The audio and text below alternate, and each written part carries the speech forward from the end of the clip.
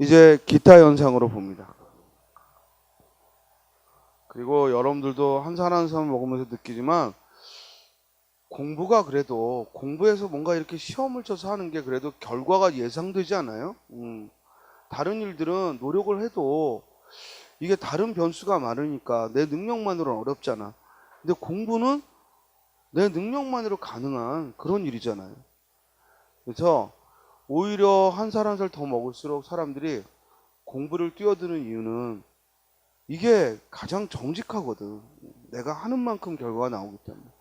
근데 다른 일들은 내가 아무리 정성을 다해도 다른 변수들이 끼어들면 그게 내 노력이 무산되니까 점점 확실한 걸, 확실한 걸 위해 투자를 한다 이렇게 생각을 하면 그래서 오히려 연배가 좀 있는 분들도 나이만 된다면 이렇게 예상해 봐서 내가 투자한 거에 비해서 들어가서 가능하겠다 그러면 공무원 시험에 많이 덤벼들고 하는 것 같아요. 자, 지금은 물론 인권위원회 대법원 판례에 의해서 우리가 나이 제한은 없지만 그래도 공무원 시험을 준비하는데 연배를 생각해서 사람들이 덤벼들게 돼요.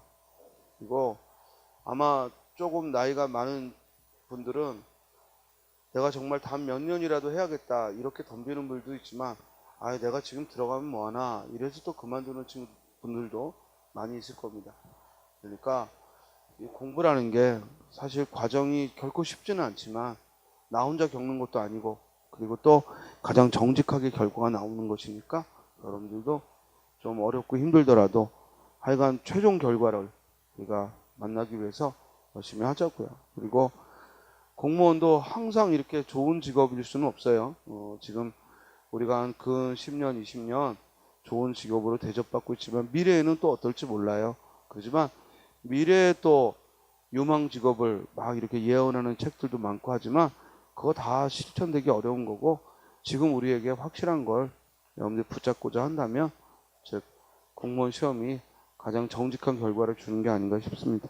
자, 그러면 이제 기타 첨가가 일어나는 경우 먼저 합성어나 파생어가 일어났을 때 즉 이야 여요 유가 뒤에 음절에 첫 소리가 이야 여요 유로 시작할 때 니냐 여뇨 유로 발음이 되는데 문제는 이것도 조건이 맞으면 늘 일어나는 게 아니기 때문에 결국 한 단어 한 단어 발음에 유의해야 돼요.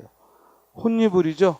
혼니불의 경우는 분명히 니은이 첨가됐지만 호시 접두사라 사이소리 현상이라고 말하지 않고 그대로 뭐야? 니은 첨가. 또 막릴의 경우 분명히 니은이 첨가됐지만 막이 부사라 역시 합성명사가 아니기 때문에 니은 첨가죠. 이해됐어요? 또 맨입, 한여름, 남존여비. 자, 남존여비의 경우에는 남자를 귀하게 여기고 여자를 즉 낮추어 본다라는 말에 합성어인데 이 남존여비라는 한자 성어고 이 경우에 니은이 첨가되어서 발음상 남존여비라고 하지만 쓸 때는 두음 법칙의 예외로서 남존여비하고 즉 열을 표기해야지 니은으로 표기하면 안 되겠죠. 그리고 야옹야옹 같은 그런 의성어. 그런데 다음과 같은 말은 발음을 할 때 니은을 첨가하여 발음하는 것도 되지만 표기 그대로 연음하여 발음하는 것도 허용하죠. 그래서 요거 별표시 즉 발음상에 두 가지 발음을 허용하고 있는 건 항상 주의하라고 했습니다. 자, 이죽니죽 하면 니은이 첨가된 발음이지만 이죽이죽 하면은 연음한 거죠. 그러니까 두 가지 발음이 모두 되는 거예요. 그래서 이죽니죽, 이죽이죽, 또 야금야금, 야금야금, 욜랑욜랑, 욜랑욜랑, 금융과 금융, 검열과 검열. 그럼 우리말에서 두 가지 발음을 허용하는 게 겨우 얘가 이거밖에 없느냐? 아니죠. 수천 개가 있죠. 근데 시험에는 얘네들만 주로 나오죠. 왜냐면 이렇게 어문 규정에서 지적하고 있는 이런 단어들이 위주로 나오는 거니까 여러분들도 여기 나온 것들을 중심으로 보기 바랍니다. 특히 금융과 검열 주의하세요. 금융 두 가지 다 되고 검열. 이런 건 발음 문제로 내는 거야. 의문 현상으로 내기보다는 발음 문제로 두 가지 발음을 모두 허용하는 거죠. 다음에 설익다. 요거 조심해야 될 게 설익다라고 발음하기 쉬운데 첨가해서 설익다 하고 리을로 발음해야 되고 불려우 마찬가지 리을로 발음해야 되고 또 유들유들 리을로 발음해야죠. 자, 두 단어를 이어 발음한다는 얘기는 뭐냐면 이게 합성어나 파생어가 아니라 붙였을 이유는 없는데 문제는 연달아 발음할 때 그럴 때 즉 역시 첨가가 일어난다 이 말이야. 즉 네가 어제 한 일이 뭐니? 내가 어제 한 일이 뭐니? 자, 이럴 때 이걸 하나하나 끊어 발음하면 한과 일이죠. 첨가가 일어날 일이 없죠. 그러나 이걸 이어 발음하게 되면 어떻게 발음돼요? 한일. 한일이라고 하지 않고 한일이라고 발음된다는 거야. 그러니까 이때는 절대 붙였으면 안 되고 왜냐면 합성어나 파생어가 아니니까 붙였으면 안 되고 다만 이걸 이어 발음할 때에는 이렇게 첨가하여 발음한다. 따라서 옷 입다라는 말을 붙였으면 안 돼. 붙였으면 안 되는데 이걸 이어 발음할 때는 옷 입다가 아니라 뭐가 된다는 거야? 옷 입다가 된다는 거야.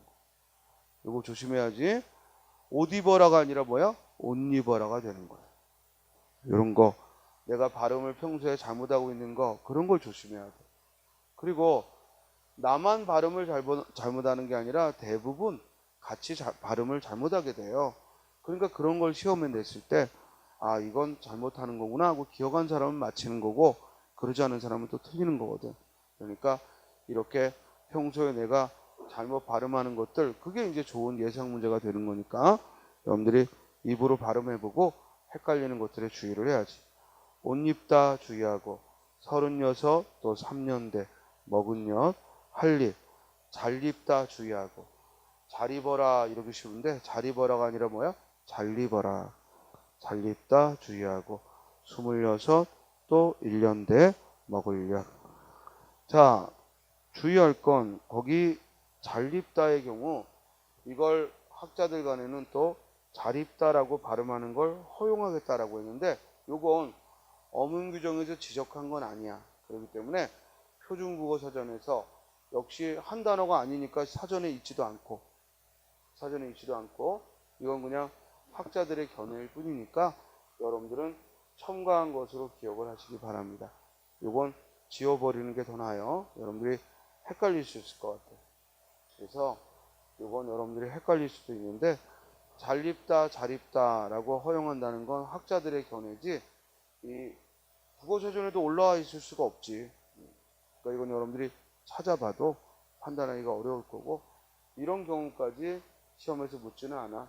그러니까 이건 좀 지우고 다음 그 밑에 주의할 발음. 자, 첨가하지 않아야 되는데 첨가하는 실수를 범하기 쉬운 거야.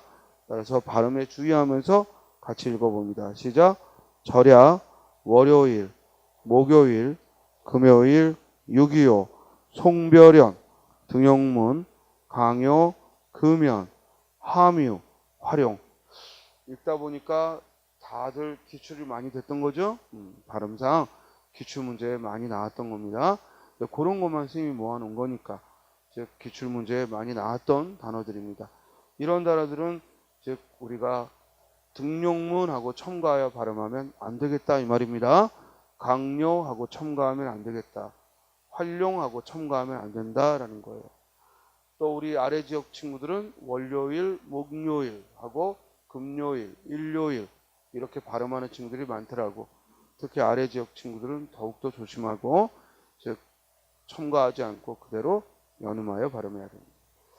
자, 이제 다음 페이지로 가면 기타 현상으로서 호전작용과 활음조라는 게 나와요.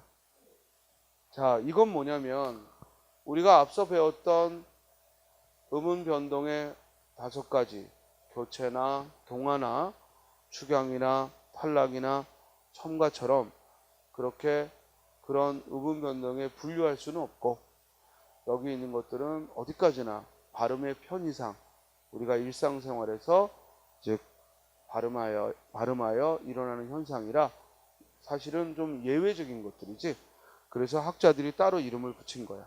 호전현상이라고 이름 붙이고, 만약에 이게 우리가 앞에서 배웠던 현상들에 속한다면 굳이 이렇게 따로 이제 기타 현상이라고 말하지 않을 텐데, 이런 것들은 이제 별개의 발음으로 주의를 해야 되고, 특히 활음조 같은 것은 한자어를 발음할 때 본래 음대로 나는 것도 있고 또 다른 음으로 나는 것도 있고, 왜냐면 한자어는 같은 글자가 여러 개의 발음을 갖는 경우가 많으니까 그런 한자어와 밀접한 관계를 갖는 거죠.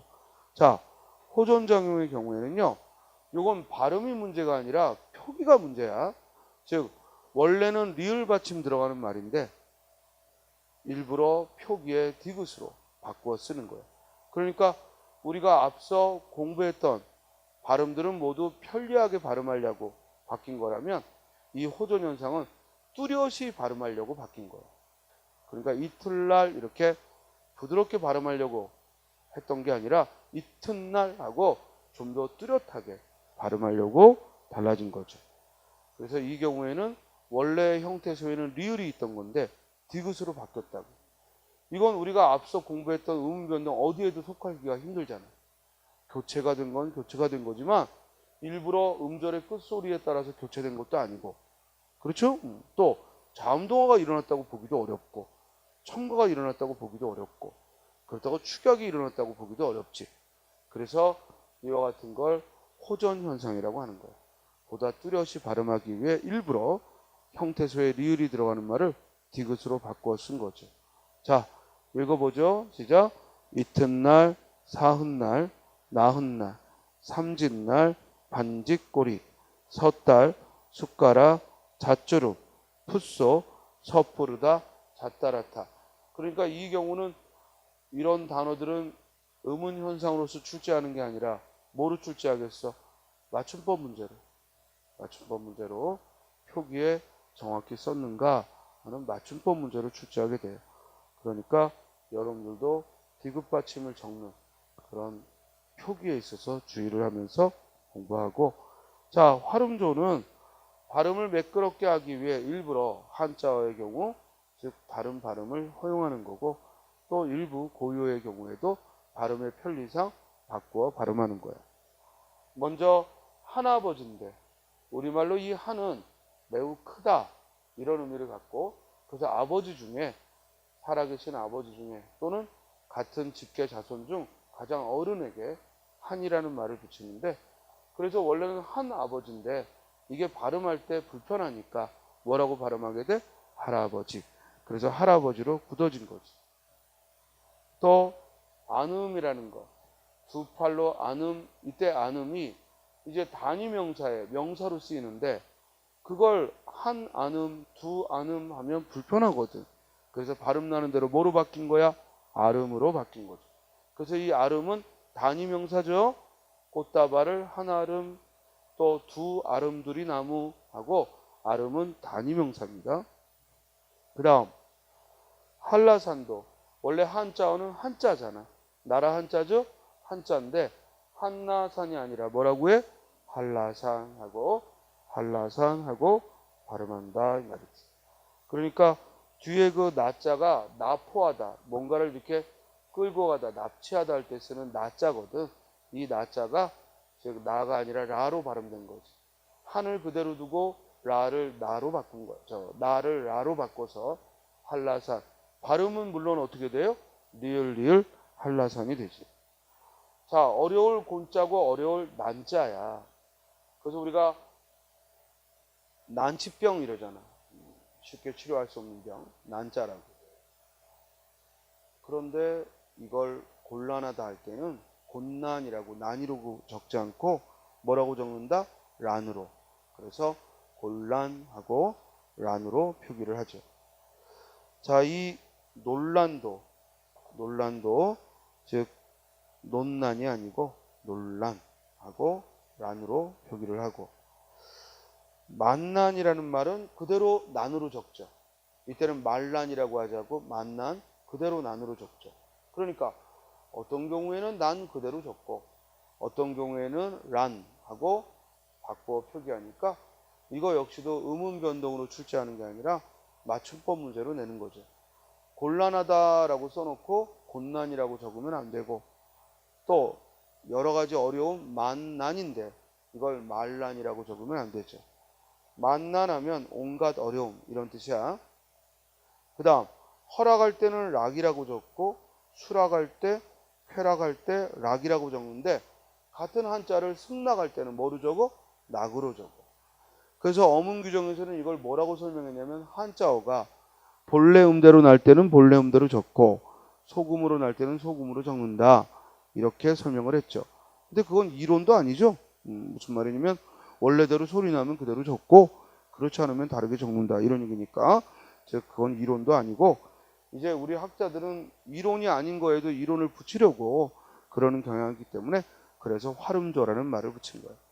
이 활음조를 다른 말로 뭐라고도 한다고? 음라우트 현상. 음라우트 현상이라고 이야기도 해요.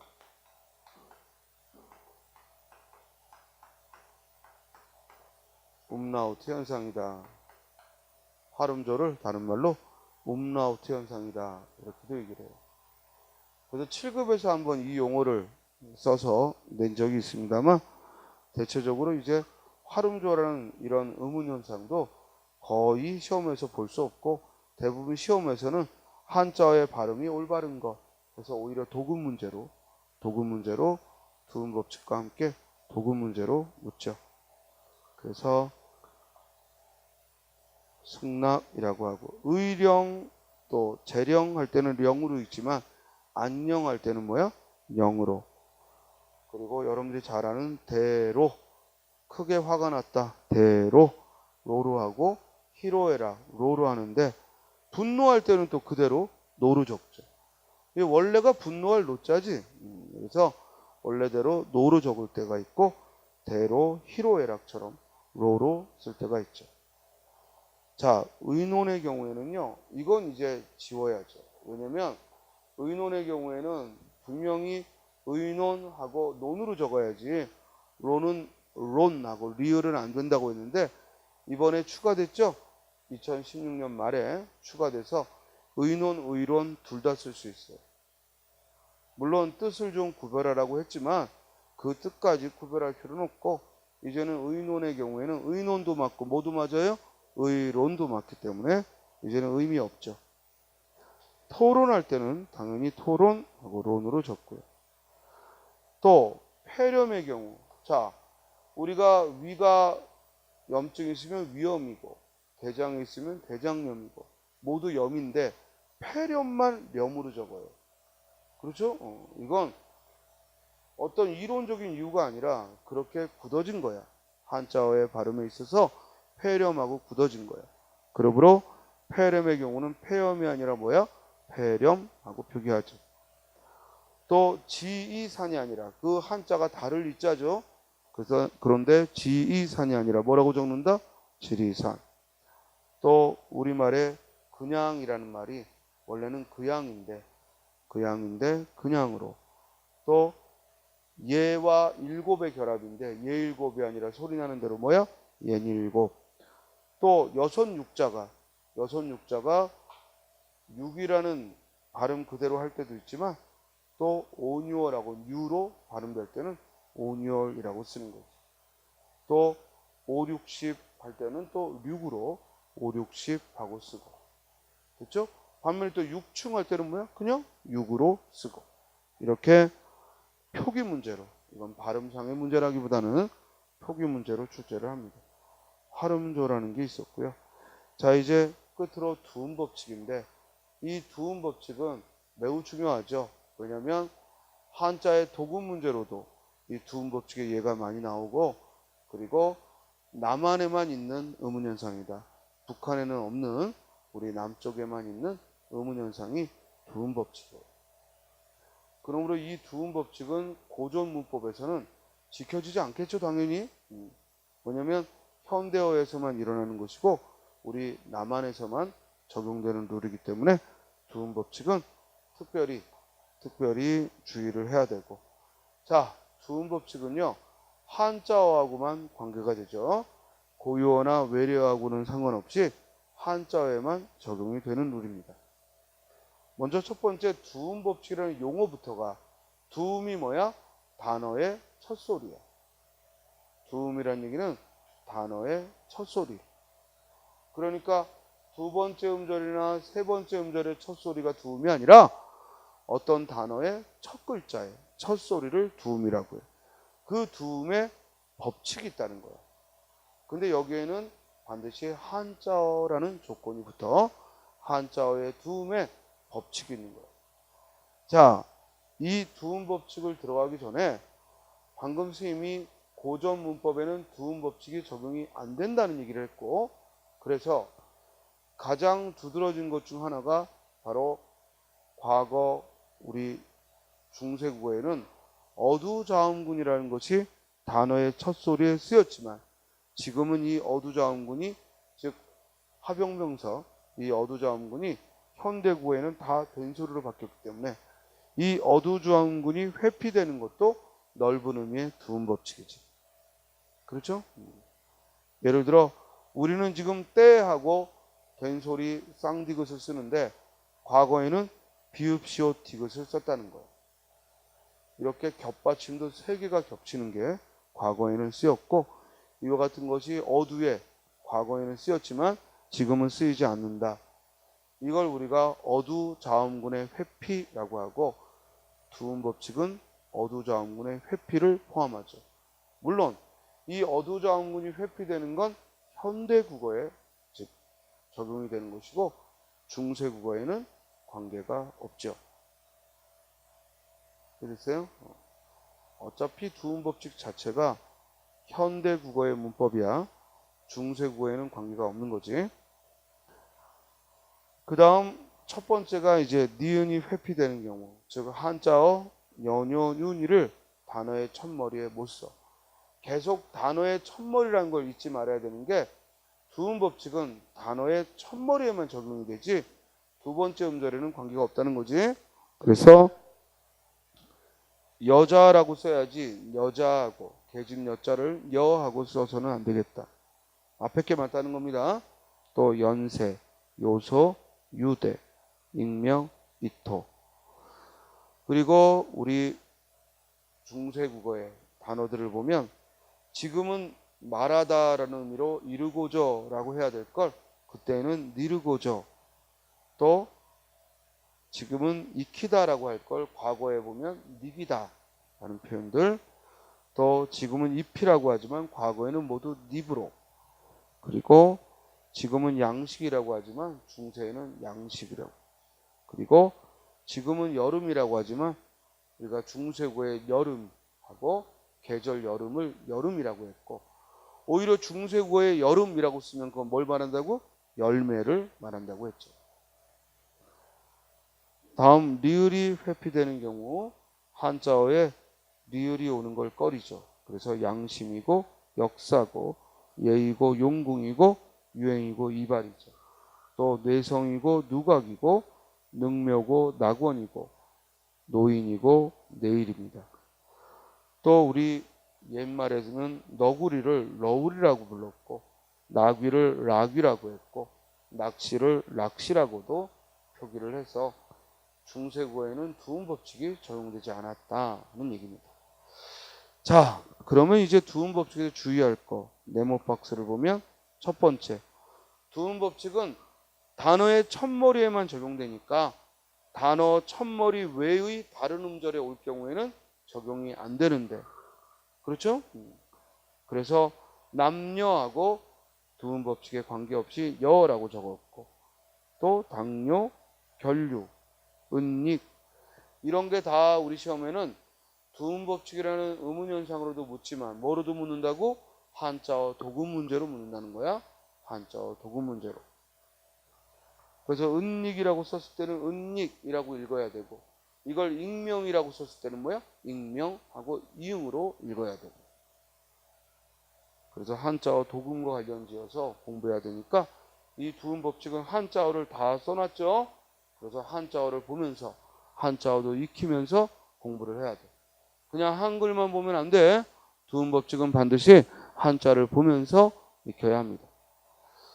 또 계량, 설량, 협력, 혼례, 쌍용, 급류에서 보듯이 두 번째 음절에는 두음 법칙이 적용되지 않는 겁니다. 극락, 왕래, 연로, 낙례, 광활루, 소릉, 가정랑 등에서 보듯이 이렇게 두 번째 음절 이하에는 두음 법칙을 적용하지 않는다.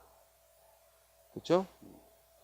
또 의존 명사의 경우 금, 한양, 분양 할 때는 예외야.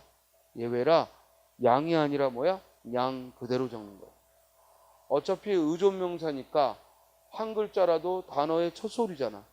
그러면은 야가 못 오는데 이럴 땐 예외라고. 의존 명사 한양, 분양 할 때는 양을, 또 그 뒤에 쭝이 붙어 양쭝 할 때도 역시 금을 세는 금, 한양, 쭝 하고 이럴 때는 두음 법칙에 관계없이 니은을 표기한다는 거예요.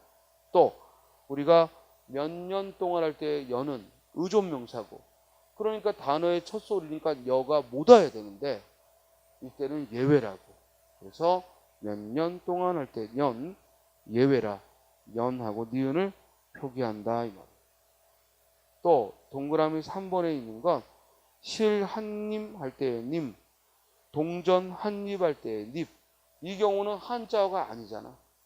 한자어가 아니기 때문에 두음 법칙의 예외라기보다는 이건 한자어가 아니라 두음 법칙이 적용될 이유가 없지.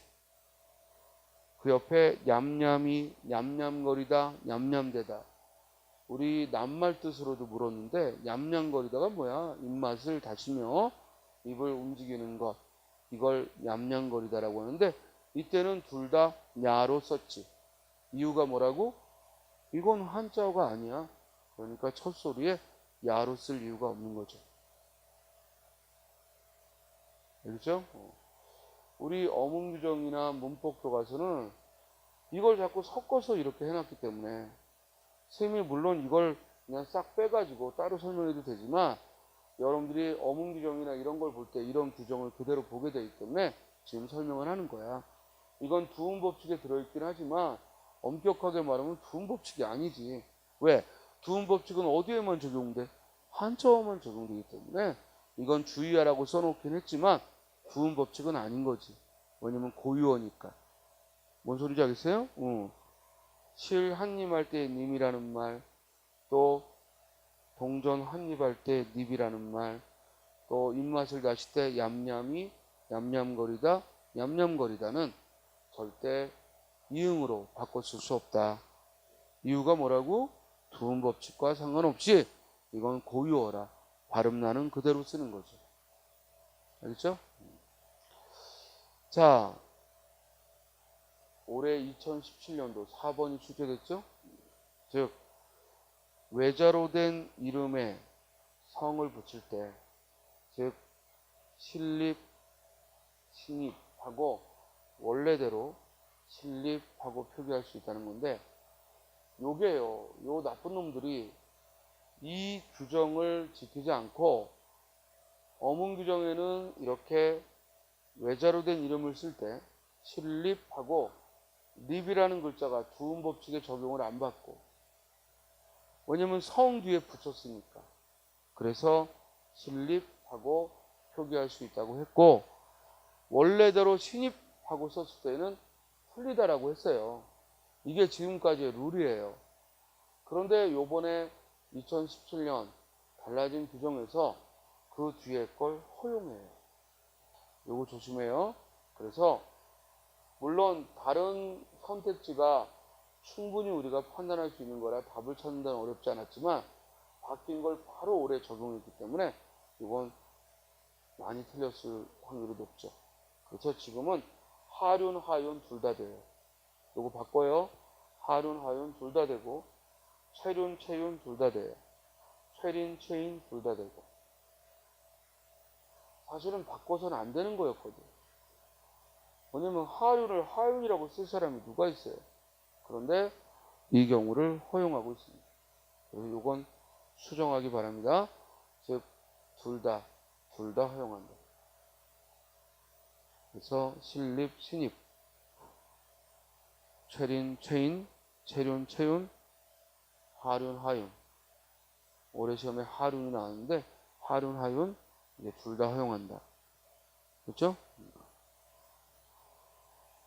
자, 이제 2번은 예외죠. 첫 음절에만 두음 법칙을 적용해야 되는데 첫 음절이 아닌 경우에도 두음 법칙을 적용하는 거예요. 시험에는 이 부분이 제일 많이 나왔던 부분이죠. 자, 첫째 어떤 경우냐? 뭐라고 설명은 써놨지만 이 설명이 중요한 게 아니라 단어를 보고 여러분들이 이게 어떻게 형태소가 분리되는지를 보자 그랬어요. 봐요. 신여성하면 이 계집 여자가 신자에 붙어 있는 게 아니라 어디에 붙어? 여성에 붙죠. 그래서 여성이라는 말이 먼저 이루어지고 새로운 신자가 접두사로 붙은 거예요. 이해됐어요? 신여성은 따라서 어문 규정의 설명에 따르면 파생어가 되는 겁니다. 파생어가. 따라서 신여성하고 여성이 먼저 이루어지고 접두사처럼 신이 왔고 그러므로 이때 여는 두음 법칙을 적용해서 여성이라고 적었다 이 말이에요. 이해됐어요? 또 그 옆에도 염불이 먼저 만들어지고 그런 다음 빌 공자가 접두사로 왔으니까 염불을 먼저 쓰고 공이 뒤에 왔으므로 원래 글자대로 생강염하고 니은을 표기하지 않는다 이 말이에요. 이해됐나요? 자, 또 남존 여비도 여가 남존에 붙어 있는 게 아니라 여비하고 여비라는 낱말이 먼저 만들어지고 남존이 만들어져서 남존 여비가 이루어진 거니까 표기에 니은을 쓰면 안 되겠다 이 말이죠. 대신 이건 발음상에는 니은이 첨가되기 때문에 주의를 해야지. 남존 여비. 다음에 열역학도 먼저 뭐가 만들어져? 역학이. 그래서 그 앞에 열이 566은 500과 60과 6이 만난 것이니까 두음 법칙을 적용한 예외죠. 신락원도 조심할 건 발음은 뭐야? 신락원 리을리을이지만 표기에는 낙원이 먼저 이루어지고 실이 왔고 또 내월이 먼저 이루어지고 내가 왔고 그리고 노동이 먼저 이루어지고 중이 왔고 노인이 먼저 이루어지고 상이 왔고 논리적이란 말이 먼저 이루어지고 그 앞에 안일 비자가 와서 비논리적이라고 쓴 거죠. 그렇죠? 그리고 동그라미 2번에 보면 둘 이상의 단어로 이루어진 고유명사의 경우 즉 두음 법칙을 적용하여 대한 여자지 대한여가 아니죠? 대한과 여자와 대학이 만난 거죠. 그리고 이 경우는 또 이럴 수밖에 없는 게 이렇게 붙여 써도 되지만 원래는 뭐야? 띄어 쓰는 거죠. 대한과 여자와 대학을 띄어야죠. 그래서 원래 띄어 쓰는 걸 하나의 단위, 하나의 큰 집단으로 보고 붙여 쓰는 걸 허용하는 거니까 두음 법칙을 적용하는 게 당연한 얘기입니다. 또 그 옆에 대한 요소 비료회사도 역시 요소하고 두음 법칙을 적용했죠. 그렇죠? 그런데 이제 3번 별표시 이거 조심해야지. 요건 일부러 만든 룰인데 뭐냐?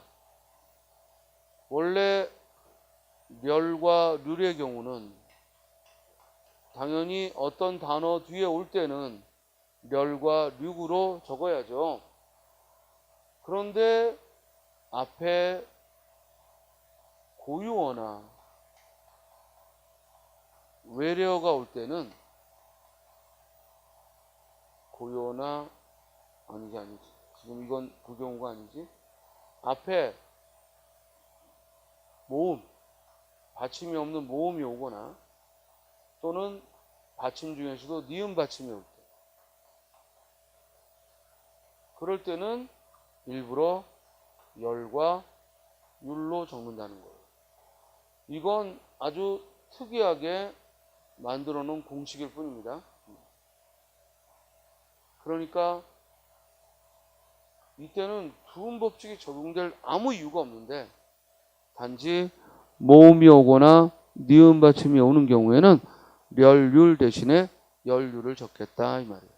자, 예를 보면 나하고 모음이 왔으니까 뭐야? 열, 비열, 치열, 규율, 비율, 실패율, 분열, 선열, 백분율, 운율. 그러나 나머지 니은 받침이 아닌 나머지 받침에는 그대로 렬율을 적는다. 그래서 맹열이고 행열이고 법률이고 합격률이고, 그래서 앞에 받침이 있는가 없는가, 받침 중에서도 니은 받침이 들어가는 경우가 아니라면 본래대로 적는다 이 말입니다. 이건 꼭 기억해야 될 암기사항이죠. 됐어요?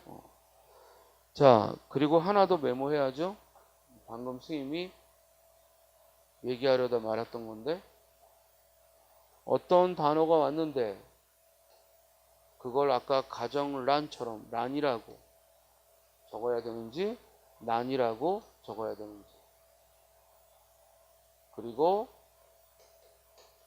양을 말할 때 양이라고 적어야 하는지 아니면 양이라고 적어야 하는지, 이때도 특별히 우리가 기억을 해둬야 되는 공식이죠. 이 경우는 고유어나 외래어가 올 때는 외래어나 고유어가 올 때는 난, 양을 적는 것이고, 앞에 한자어가 오면, 앞에 오는 단어가 한자 올 때는 란, 양을 적는다는 거죠.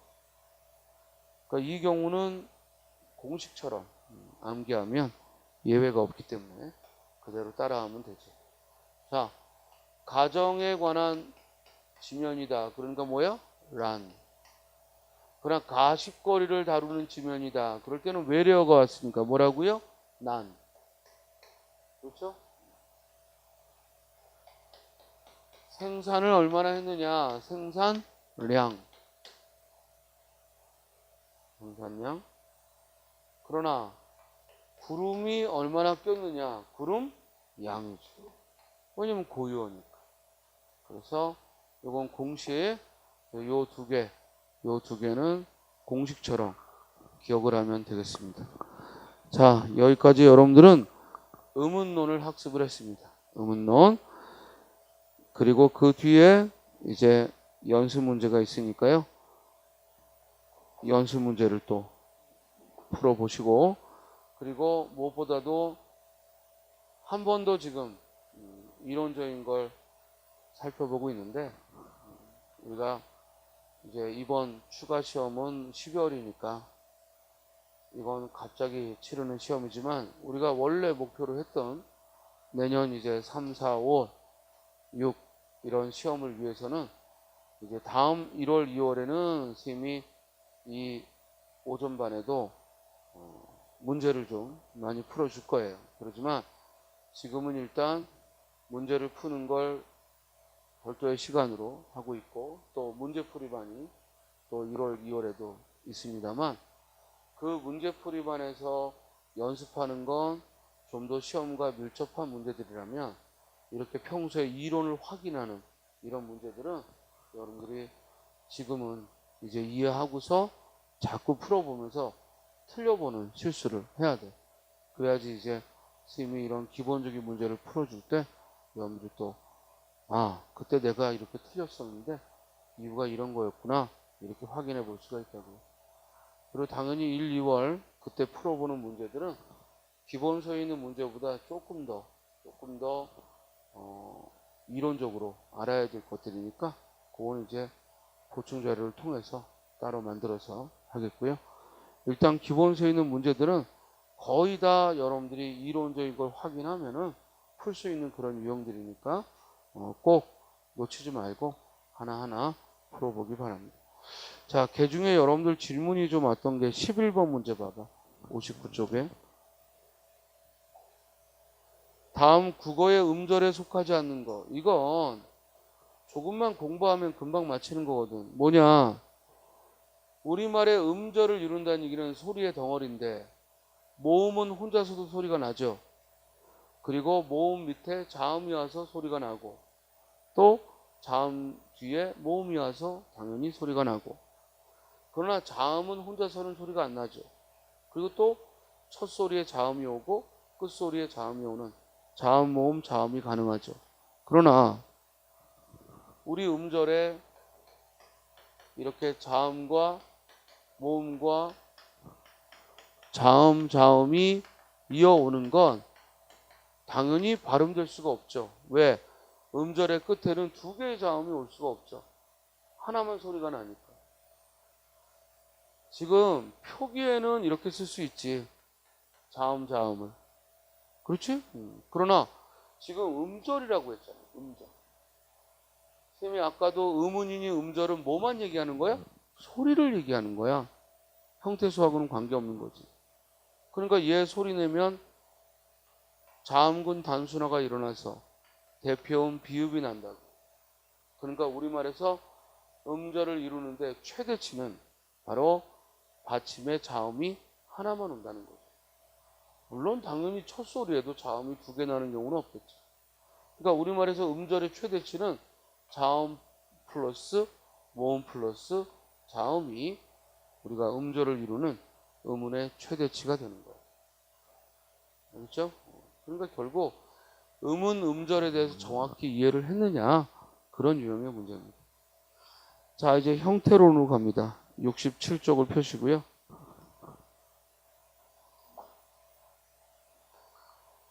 먼저 지금까지 우리가 배웠던 음운 변화, 음운 변동은 결국 올바른 발음을 위해서 하는 것이고 발음에 관심을 가진 거야.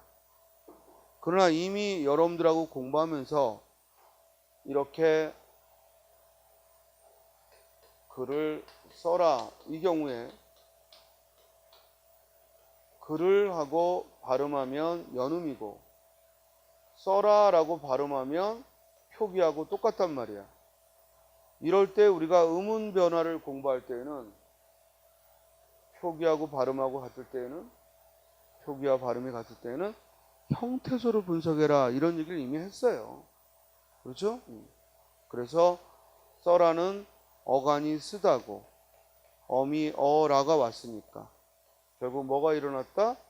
탈락이 일어났다. 그래서 이미 형태소에 대한 얘기는 앞에서도 얘기를 할 수밖에 없었는데 지금부터 이제 바로 저 형태소에 대해서 본격적으로 해보자 이거야. 됐어요? 자, 그러면 방금 글을 써라라는 이 간단한 문장도 음절과 음운을 얘기할 때는 여길 보고 하는 거야. 그러니까 음절은 몇 음절이 돼요? 4음절이 되는 거고, 하나, 둘, 셋, 넷, 4음절이 되는 거고, 음운은 기역, 리을, 리을, 쌍시옷, 리을, 이렇게 음운을 찾으면 되고. 이렇게 알겠죠? 자, 이제 형태소를 분석한다 하면은 이제 요 앞의 경우에는 글이라는 명사와 그리고 조사, 을이 만났고, 그러면 이 경우에는 명사는 명사대로 조사는 조사대로 하나의 형태소가 되죠.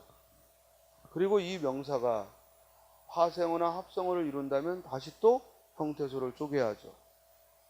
그렇지만 이대로 하나의 단어가 곧바로 하나의 형태소라면 그때는 형태소와 단어가 일치하는 거지.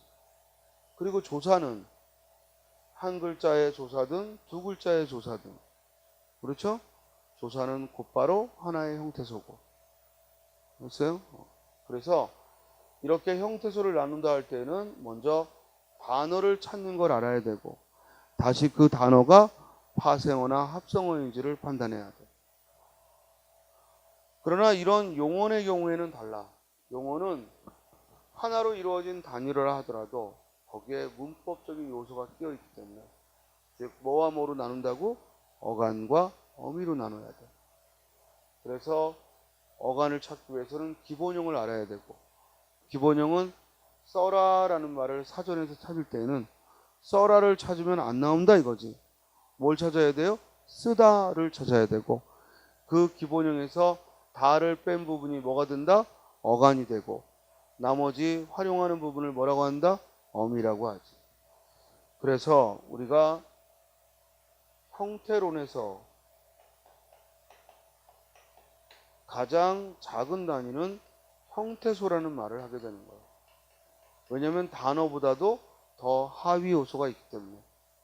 그리고 이 형태소가 모여서 뭘 이룬다? 단어를 이루는 거예요.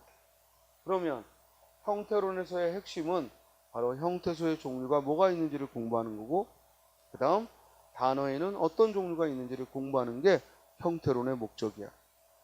여기에서 더 나아가면 이제 글은 목적어고 써라는 서술어다. 여기까지 들어가면 이제 그건 형태론이 아니라 뭐가 되는 거야?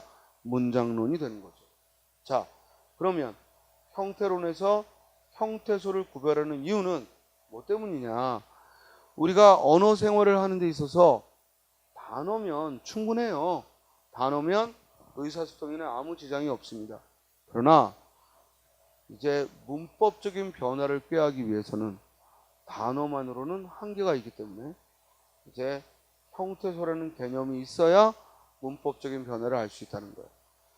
결국 형태소를 나눈다는 얘기는 그냥 단어면 충분한데 형태소를 나누는 건 문법적인 변화를 하는 요소를 구별하기 위해서고 그 문법적인 요소를 나타내는 걸 무슨 형태소? 형식 형태소라고 하고 반면에 실질적인 뜻을 품고 있는 부분은 뭐라고 한다? 실질 형태소라고 한다. 그래서 형태소를 공부한다는 얘기는 뭐와 뭐를 구별하는 안목을 기르겠다는 거야? 어휘의 의미를 드러내는 실질 형태소와 문법적인 걸 드러내는 뭐예요? 형식 형태소를 구별하는 것을 목적으로 하는 거예요. 그리고 이 형식 형태소를 찾기 위해서는 이미 우리가 앞 시간에 국어의 특질에서 얘기했듯이 형식 형태소에는 우리말은 교차거나 문법적인 의미를 나타내는 형식 형태소가 세 개가 있다. 그 세 개가 뭐라고? 조사, 또 어미, 또 접사. 그러니까 형태소를 공부하고 단어를 공부하고 형태를 공부하는 건 이 세 가지를 알기 위해서. 이 세 가지는 평소에 언어 생활을 정확하게 하려면 꼭 알아야 되는 거고 그냥 대충 뜻만 통하려면 몰라도 되고 알겠어요? 그러나 시험에서는 결국 이 셋을 정확히 실질 형태소와 구별하느냐가 관건이 되지. 자, 조사와 짝이 되어서 실질 형태소 뭐가 주로 온다고? 체언이. 그래서 문법적인 설명을 할 때 조사라는 말이 등장하면 항상 체언이라는 말이 따라다니는 걸 보게 돼요. 다음, 어미라는 말에 즉 상대되는 실질 형태소는 뭐라고? 어간이라고. 그래서 항상 어미라는 표현이 나오면 어간이라는 말이 따라다니게 되는 거예요. 그러니까 어간과 조사 이런 건 거의 문법 설명에 쓸 일이 없죠. 체언과 어미 전혀 문법 설명에 쓸 일이 없습니다. 이해돼요? 그래서 체언에 상대되는 말이 조사, 어간에 상대되는 말은 어미. 여기까지 알겠죠? 그 다음 이 어간 어미는 단어 중에서도 어떤 단어를 분석할 때만 필요하다? 동사와 형용사. 그걸 우리가 용언이라고 해요. 동사와 형용사를 용언이라고 하고 그러니까 용언이 등장할 때만 우리는 자동적으로 뭘 구별한다? 어간과 어미를 구별한다. 용언이 아닌 경우에는 어간 어미로 설명할 이유가 전혀 없다. 알겠죠? 다음 이 접사라는 말은 지금 얘기한 조사 어미보다 훨씬 그 용도가 우리가 사용하는 문법적 설명에 사용하는 용도가 많아요? 적어요? 이 접사라는 말은 조사 어미보다 우리가 사용하는 빈도가 많아요, 적어요? 자, 상식적으로 형태소를 나누는데 이 접사라는 말은 조사 어미보다 쓸 일이 많아, 적어? 훨씬 적지. 왜? 얘는 언제만 쓰면 돼? 파생어를 만날 때만. 알겠어요? 그 수많은 단어 중에 파생어를 만날 때만 이 용어가 필요하지. 그러니까 빈도가 적지. 뭔 소리인지 알겠어요? 그리고 이 접사라는 말에 상대되는 말이 뭐야? 어근이지. 그러니까 어근 접사 이런 말은 언제만 쓰면 돼? 하필이면 그 단어가 뭐일 때? 파생어일 때. 품사하고는 관계없이 그 단어가 파생어를 이룰 때, 그때 비로소 접사라는 인식이 필요한 거야. 그러니까 평소에 우리가 형태소를 나눌 때에는 뭐가 제일 중요해? 어미와 어간을 구별하는 거. 그 다음이 뭐가 중요해? 조사와 체언을 구별하는 거. 그리고 어떤 경우에만 접사라는 걸 구별한다고? 파생어일 때. 알겠어요? 그래서 결국 형태소를 나눈다는 것은 조사와 어미와 접사를 찾아내는 거다. 알겠죠? 우리가 지금 형태론을 몇 번을 해, 두 달마다. 그러니까 여기 가장 적게 되는 친구는 이번 달부터 공부한 친구고, 근데 이번 달부터 한다고 하더라도 중고등학교 때 했잖아. 알겠어요? 그래서 처음 들어보는 건 아니란 말이에요. 그러지만 이걸 숱하게 지금 들어봤는데도 여러분들이 뭔가 자신이 없거나 애매하다는 얘기는 저 용어에 대한 정확한 이해가 안 돼 있다는 거예요.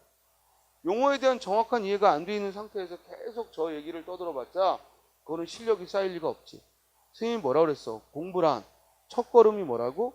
낱말의 뜻을 정확히 하는 거. 그 과목에서, 그 단원에서 이 낱말이 어떤 경우에 쓰는지, 그리고 이 단원을 설명하는데 어떤 낱말이 주로 사용되는지, 그게 공부야. 딴 게 아니고. 여러분들이 심오한 언어 철학을 이해할 필요도 없고 심오하게 멋진 문장을 만들려고 애를 쓸 필요도 없고, 가장 기본적인 이 국어를 하는데 이 의문론 형태론에서 쓰이는 그 용어, 이 용어를 아는 게 공부다 이거야. 그러니까 조사, 어미, 접사를 대충 감각적으로 구별하기만 하고 여기에 대한 정확한 정의가 안 되면 절대 시험을 통과할 수 없어. 예전에는 이에 대한 정확한 이해가 없어도 그냥 대충 이게 맞겠구나 이러고 넘어갔지만 이제 세월이 쌓이면서 문제가 세련돼졌단 말이에요.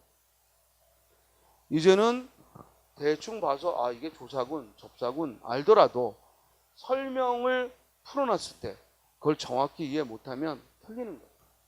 자, 봐봐. 예를 들어 시험에 집밥다를 설명한다고 해봐. 그럴 때 밑줄 친 단어는 짓이라는 접사와 밥다라는 어간으로 이루어진 파생어다.